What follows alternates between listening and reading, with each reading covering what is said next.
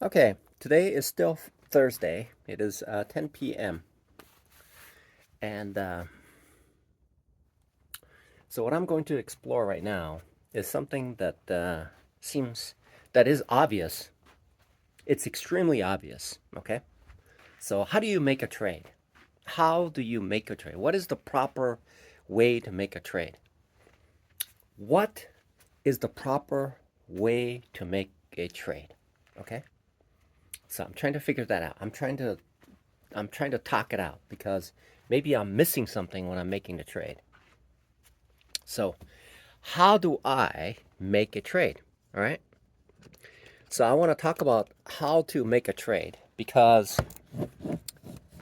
it's very important. All right. All right. So, how do I make a trade? I make a trade because I'm placing a risk. Okay. I'm making a risk. All right. So what I'm doing is I'm placing a risk to make a gain. Okay, so I'm putting a certain amount of risk and to make a certain amount of gain. Okay, and the quality of the setup is going to define the setup with the quality of the trade is going to is going to define how effective I am as a trader, right? So when I look at it, when I look at this trade, if it's an A plus setup, okay, if it's an A plus setup, the quality of the trade is an A plus setup. That means if I take that trade, I will be profitable most of the time. Most defined by a percentage that is on the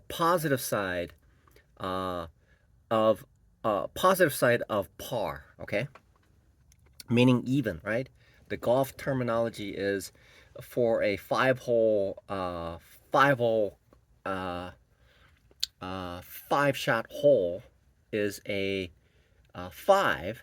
Okay, then par is it's a par five. Okay, par five is a five hole hole. Okay, it's a par five. So that means the quality of the setup is going to define how effective I am as a trader. All right. So now I'm focusing on on the central theme of what trading really is. Trading really is about taking the highest quality setup. Okay. The highest quality setup. So if I take a low quality setup, that means that when I make a trade, there's a chance that I'm going to lose. But if I take a high quality setup, it means that I'm able to uh, get a return that is a higher probability of making a return, which means that I could theoretically. Okay, so what about the size of the trade? Okay, size of the trade. So whether I have a small size or a big size, it really doesn't matter, does it? Okay, it really. Um, if I have a low quality setup, that means even if it's higher, that means that I have to take a lot of trades. I have to take a lot. So I'm prone to a losing streak, and that losing streak could take my daily loss limit or a max limit loss. Okay, so that could happen. So that means I have to steer my trade. I have to steer my trade into a highest quality of setups that I can take, so that I can take the biggest size into it, and the number of trades that I take is obviously it's just going to be an additive, and whatever target that I have in mind is going to be reached because it has the highest quality, and then I can put the best size on it, and so that will allow me to get to my target fast. So now, so now uh, I have to decide. Okay, I have to decide. Now I have to decide. Uh, so what is the right way to trade? What is the right way to trade? Now I'm going to keep talking about it and I'm going to practice it. The right way to trade. The right way to trade is having an objective view of the setup. And then that objective view will allow me to see the setup correctly, okay, and truthfully. Then I have a repertoire of what I need to do, which will allow me to project what's going to happen next. And when I have a high probability of understanding what's going to happen next, then I am able to take the trade with more confidence in the trade. Okay, so so that's how it works. Okay.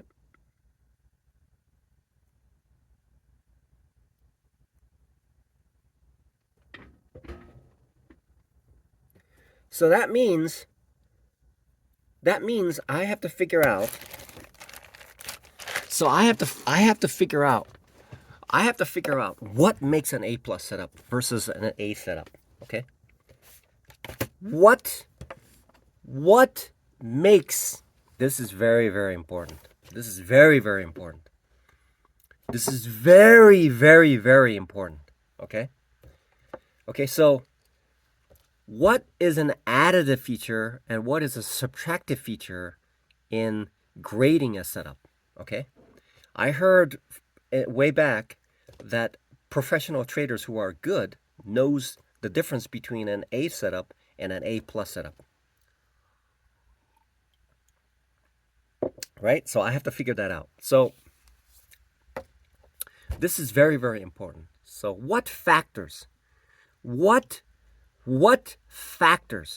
confluences tell me that what I'm seeing is providing an A plus setup? So this is why, oh, this makes sense now. I thought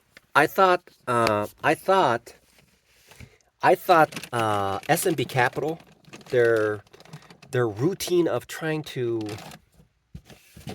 I mean, they have a huge checklist. Okay, they have a huge checklist, and some items are of higher value in determining the direction of. It's defining the direction, right? All these confluences are determining the direction. It's defining the trend. What is the quality of the prediction of the trend? That's what it is, right?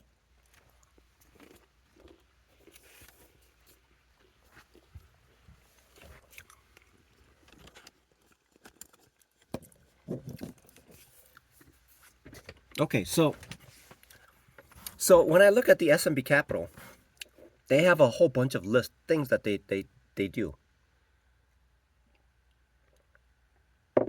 Let's go with one example. One very, very easy example. News from the market. News from the market is one. The other is price action. Okay, there's two things. News generally is if I'm looking at it from the perspective of an analyst, is that the previous information where the news was being carried up to the point before the new news came out was a number that is lower than expected when I'm thinking in terms of the price moving up. When I think of in terms of price moving up, from that perspective, my trend thesis is that it's going to go up. Then the news comes out and says that it's a positive earnings prior to the news coming out, and it is actually a higher number than what was thought out to be, which means that it's a bullish tendency. Okay, that's what it's saying. Then what it would do is, so if the price started to move up, okay, now is it going to be reflected of the current information, or is it leading up to and the anticipation of a number that is going to be, that is meeting what the current estimate is, or is it truly reflecting what the the new number is, right? Hope that makes sense. Sometimes what it'll do is it'll sell right on the news. So what that means is essentially what that means essentially is what that's saying is that that's one part of the confluence, okay? So the price action is showing, all right? The price action is showing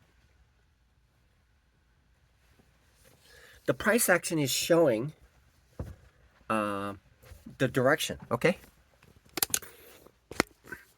The price action is showing the direction. So since the price action is showing the direction, and the quality is based on the quality of the trend is going to be based on confluences. And historically speaking, what are the things that are allowing the trade to be? What are the things in the trade that it's allowing it to be a high quality? Because the theme of is what makes an A plus, right? The idea is what makes it an A plus setup. Okay, because when I take a trade, I've already substantiated the idea is to take A plus setups all the time, right? And so I have to grade whether what I'm seeing right now is going to be an A plus setup, because I can enter into a trade at any time. Okay? I can enter into a trade at any point. Okay? And expect to lose money or make money at any point in when I'm trading, right? I can expect to make money or lose money on every entry of it. But when I enter at a certain point where I believe it is most beneficial for me, then it's possible that my trade will be far better than when I enter later on, such as, okay, the magnitude of the return could be far more if I'm trading somewhere near the point of where the inflection occurs, if something is in a range bound situation, right?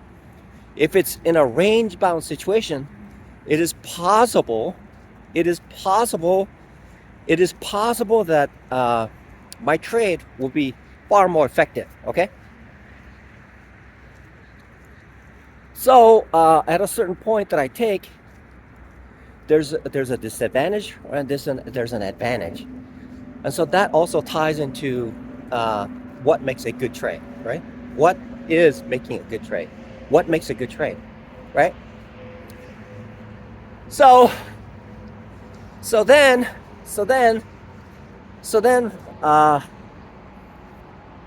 I need to keep thinking about this. I need to keep thinking about it, so that there are things that are telling me that it is a good setup. The confluences are supporting a high quality setup, okay? An A plus setup, which means that if I take it 10 times, I'll be right 9 out of 10 times, okay? All right, so that if I'm looking for a specific amount of return, most likely I'm going to get that return. Even if I lose, I'm going to recover it in a very, very fast manner, right? That's the whole idea of making the trade, okay? So now, what do I know? So I've already set out the ground rules of making the A plus setup. I have to make the A plus setup, okay? I have to go for the A plus setup. Now I have to define what makes an entry an A plus entry, okay? I need to do that. I need to define it so that whatever the entry that I'm making is going to be an A plus entry, all right? So how do I make it an A plus entry with what I have right now? The information that I have, what is helping me to understand it? Because if I don't If I don't come to the conclusion about that current setup as being an A plus setup, then I'm gonna be a bit hesitant about the trade that I will make. And that plus the fact that it is truly not it truly isn't a fully thought out trade, the chances of losing is higher. Okay? So it compounds the complexity in the trade, and it's going to obviously it's going to lose. Okay? For both factors. So now how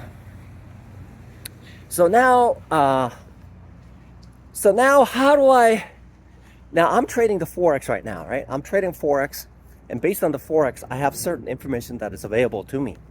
Okay, and then how do I take that information so that I can make into whatever I have into an A plus kind of a setup? Okay, so because I want to take the A plus setup now. So far, what I've seen is what I found out is that if I just look for the candle,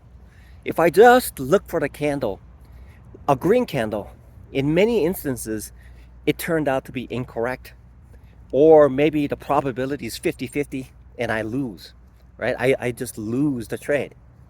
Okay, that's what happens. So that's not enough information for me to make the trade. And so I have to tie these confluences. So truly, what are these confluences that I need to look into? Okay, what are the things that I need to align myself in order to grade a setup, grade a trade into saying that it is an A plus setup. So I need to figure that out. Okay, so let's talk it out. This is important. Okay, this is very, very important. This is very, very, very, very, very, very, very, very important. Okay, so the idea, so what do I have? So the question is, what have you been looking at for the past 5 years when you're making a trade? Okay, so far what I've been looking at recently, which is more reflective of what I've been doing, is I've been looking at support and resistance. I've been looking at that, and where in the price is the current price. Okay, where in the charts is the current price, and in this thing. So far I figured out essentially structure. Okay, the structure is essentially defining what the trend is. Okay, it really is. It's defining what the trend is, isn't it? Right? The structure is defining the trend. So, okay, so for instance, there is something that's trending up. It's a narrow band. Okay, so it's a narrow band trend up. Okay, which means that it is moving up, but it is moving within the upper and the lower bound. It's touching the upper and lower bounds as it starts to go up, and the way that the price is moving is a narrow channel, which means that it is closer to being a parabolic move instead of being a wide channel, because it can be wide.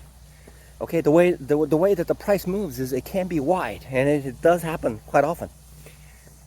Whereas the distance between the upper and the lower part is wider than the narrow, okay, obviously. So the structure defines whether the trend will continue or not, and it varies based on how it behaves around the point where there's going to be a support and resistance of that structure. Okay, that structure is essentially it is an upward trend, or it is a range bound structure. Whereupon, if it's range bound structure, which is similar to a narrow band channel, or is a wide band channel, okay, So if it's a range bound situation where the price is hovering around the point where it's, for example, if it's in a support area, okay, then how is it behaving? Okay, what is it going to do? What are the likelihood? Even if it starts to go back up, okay, what is the likelihood of that price continuously moving up? Okay, what is the likelihood?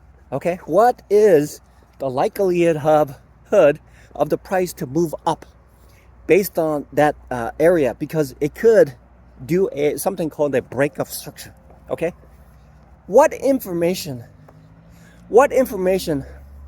is going to tell me that the behavior of, what is it going to tell me that my expectation of the price to move up from the support is really going to move up?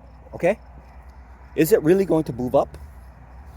All right, that's something that I need to be aware of when I make these trades. Okay, I have to be aware of the continuation of the structure, whether the structure is going to continue or is going to change, is going to deviate from what it's going to do. When it deviates, it creates surprises, and it lessens the potency of the trade. Okay. So now, okay, so what I need to be, so that means that I have to have, so that's good stuff that I'm discovering. This, the way that I'm talking, I'm trying to feed it back to my mind to figure out if there's any holes in the trading. So what can I do about it? How can I make it more effective when I make the trades, so that I can truly make it into an A+ setup? And when I take that trade, my efficacy in my trading is going to be higher and higher and higher. That's what I need to do. Okay. And then I have to figure out, okay, so this component has certain features that tells me that it has a certain magnitude in the confluences and its impact on the current setup. And once I identify that, then I can look upon it as a habit to define whether what I'm doing is correct or not. Okay, but it is the market, and it will do whatever it wants to do. So that means, for instance, there are a few things that I've seen so far, and when something is trending, it's really difficult to, especially when the trade is essentially moving outside the bounds of support and resistance, hitting the 52-week highs and all that stuff. It's difficult to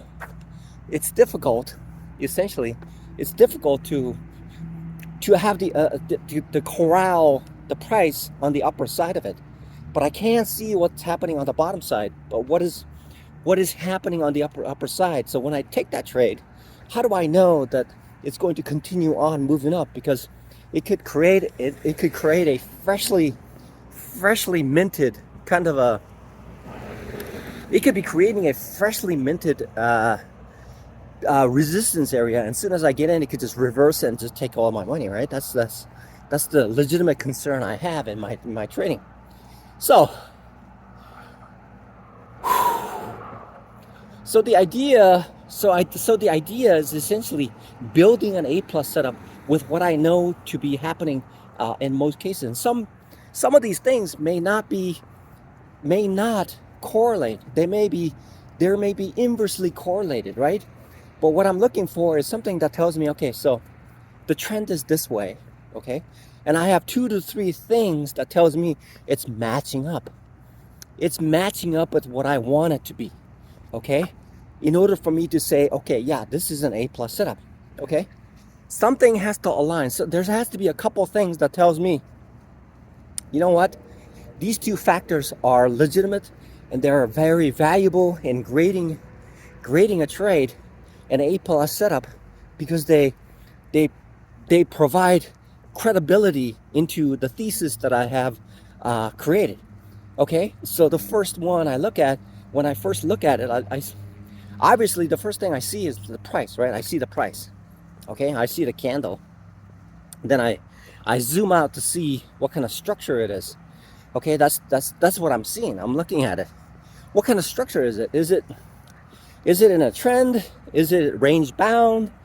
Within the range bound situation, where is it? Where is the price currently? Where's the where's the where's the price?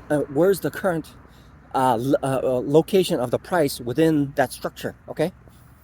So as long as the price is moving within that structure, the structure is still valid. But as soon as it moves out of that structure, then it is called a break of structure, right? So my anticipation is going to be that as long as it's within the price, within inside any price that's inside of that structure, it's still within that structure, which means that whatever the trend is it's going to continue trading the way it's supposed to be trading. Okay, but as soon as it exits that trade or creates a break of structure, then it has moved out of that structure. Okay, and so that previous structure is invalid. Okay, so now this is an interesting part of what trading is, and what I need to do now. I've heard of little hints about, like, if the price moves away, comes back to the support area, and it touches and respects it multiple times, then that is a legitimate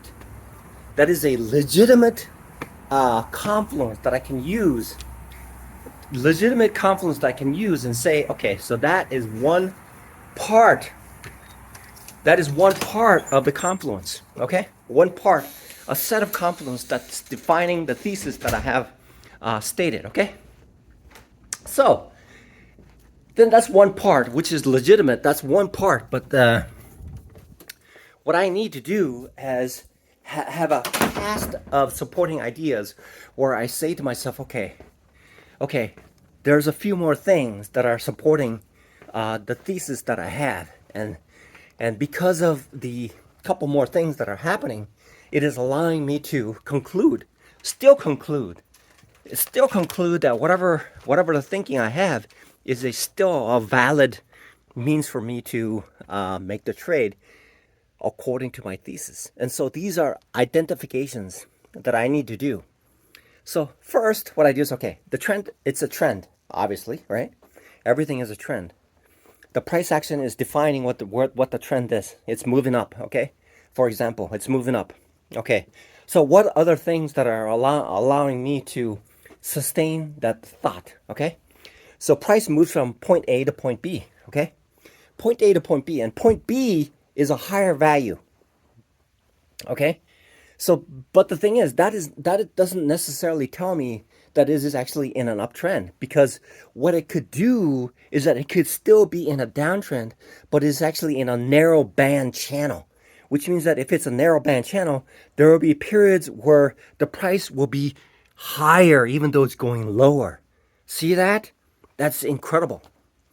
And so there has to be, so the one part of it is, okay, so I've already defined the structure, which tells me that the price is moving, generally speaking, the price is moving down this, within the definition of what the narrowband channel is. And it's moving down. On a temporary basis, it could be moving up, but it's going to be met with some resistance. And as soon as it hits that resistance, it's going to respect it and confirm still that it is still a narrow band channel. Okay, so what that tells me is that the price action is going to tell me, I've concluded based on the previous information. Okay, so I look at it, and I look at the previous information and say, okay, do I have enough information to make this trade? Okay, and the other interesting thing is my thesis going to be correct to the point where my profit target is, and to the is okay? That's another question that I need to make. Okay, so far I only need just one thing that is a confluence. I need to build up a couple more very, very strong confluences that tells me I need to define these confluences. a proven confluence that tells me that the trade that I'm making, the trade that I'm making is a positive addition to the confluences that I'm using in order to make the trade. So what are they? I need to make that happen. I need to make sure when I'm making a trade so see, the thing is, in a single day I could lose 4 to 5 or even 8% in a single day. I can do that. I can lose that much. Okay? I can lose that much. But think of it on the flip side. And one of these YouTube personalities said this. If you can figure out how to lose 10% in one day, you can figure out how to make 10% in one day, right? If there is a luck that's involved, bad luck that made you lose 10%, that means that there's a possibility that you could have good luck that's going to make it, but you have to make it more reliable, okay?